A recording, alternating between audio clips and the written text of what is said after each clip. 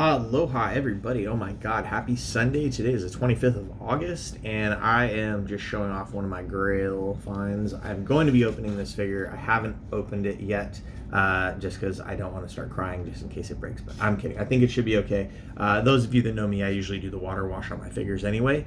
Number one, take any plastic residue off, any junk. Number two, it just helps keep them clean and they don't get all greasy and anything. This one is a particular favorite of mine. Number one, because I love the Punisher. Number two, because I love War Machine. He's one of my favorite variants of Iron Man. This particular one comes with the full setup. This is like the Frank Castle special package of like all the weaponry.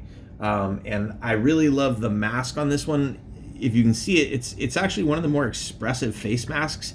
And when you look at the skull and you look at the mask, they have almost that like same sort of symmetrical expression. I don't know if it's just universal anger or what, but I love that particular mask.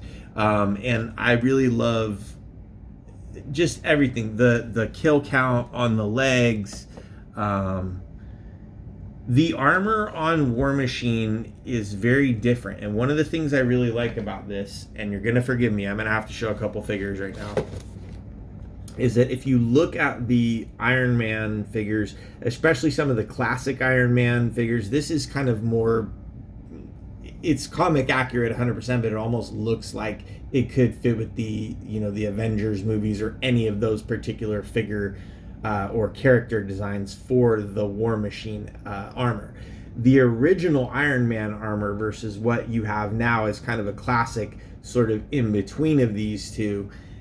This guy has such a cool look that I felt like the Punisher War Machine armor was very close in a lot of ways, especially if you look at a lot of the similarities to the tank style armor of the What If Hydra Smasher. And I think that's not, a coincidence. I think they used this guy's design to heavily influence this guy because they are both sort of built off of vehicle concepts, if you will. This guy being more of like the tank and bomber, and this guy being, more of like the jet and tank concept, I think. But both of them really were great. I just feel like the execution of this particular Punisher War Machine, A, because love the Punisher, B, because love the War Machine, but the conglomeration of the two characters and the way that they did this particular design, it has such a badass look to it. And I obviously have to open this one. I'm so excited to do so.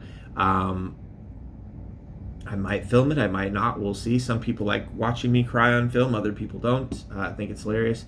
Other people think it's sad, but no, I'm gonna be honest with you. Most of the time, most of my figures, because I live in a very warm place, they don't have a lot of the joint issues and stiffening issues. I have gotten some figures that were legitimately glued together that were rebuys, and you guys have seen those videos from me.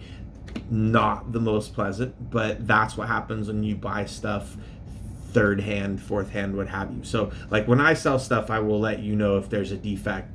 And usually like if I kit bash a figure or something like that and I have to glue an arm back together, I will let you know this is the limitation of posing on this particular figure. With this one, it looks amazing and ready to go, and I can't wait to open it, and I'm hoping that 1000% there is nothing wrong with it. We'll watch for the video just in case there is. Aloha from the desert.